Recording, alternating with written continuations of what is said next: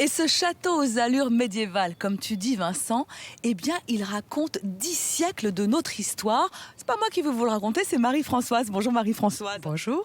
Alors aujourd'hui on parle plus d'un manoir, mais avant ce manoir il y avait donc 2 châteaux.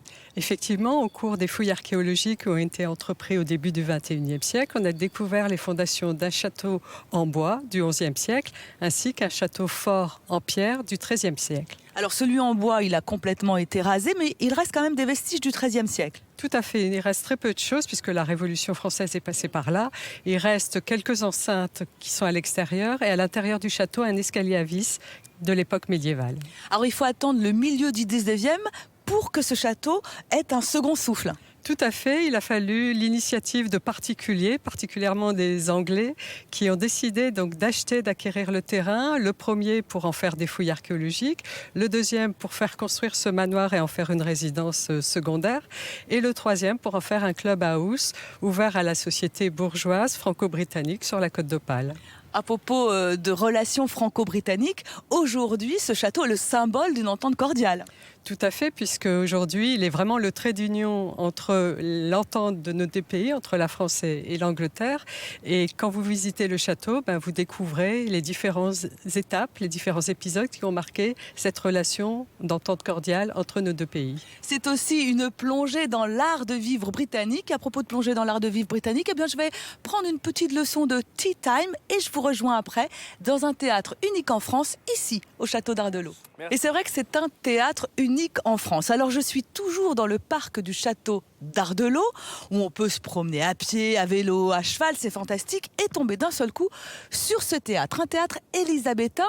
En fait, le terme désigne le développement de ces théâtres de rue par Shakespeare sous le règne d'Élisabeth Ier d'Angleterre. Celui qui connaît tous les secrets du théâtre, c'est David. Bonjour. Bonjour Elena. Alors quelles sont les particularités d'un théâtre élisabétain ? Un théâtre élisabétain, c'est un théâtre qui est à ciel ouvert, puisqu'il a commencé dans les cours d'auberge au cœur de Londres, et c'est sous le règne d'Élisabeth Ier que s'est développé ce type de théâtre. Théâtre qui constitue le bâtiment, mais aussi le style d'art dramatique. Alors style d'art dramatique dans des théâtres qui sont assez particuliers, en tout cas en matière de forme. Oui, on en a des rectangulaires à ciel ouvert, on en a des octogonaux et puis des ronds sous la forme d'un haut, par exemple, un haut de bois. Alors exactement comme celui-ci qui est rond, du coup ça change un peu la mise en scène par rapport aux spectateurs. Aux spectateurs et aussi à la façon de travailler la représentation théâtrale, puisque l'action dramatique se place au cœur du spectateur.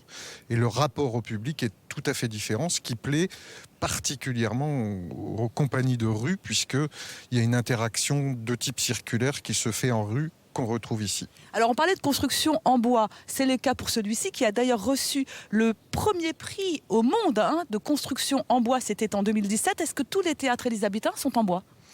Tous les théâtres élisabétains ne sont pas en bois, ils se construisent avec les matériaux modernes. Celui-ci est HQE, l'architecte Andrew Todd a voulu en faire un élément architectural moderne et très contemporain.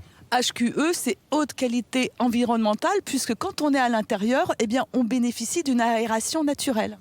C'est une aération qui a été étudiée aux souffleries Eiffel à Paris, qui prend l'air de l'extérieur et qui l'insuffle à l'intérieur du bâtiment pour une respiration naturelle. À l'intérieur, on respire comme à l'extérieur, avec cette empreinte du bois un peu plus. Alors ce théâtre, il est unique en France, mais pas seulement, il a aussi des particularités, des détails qui font qu'il est unique au monde.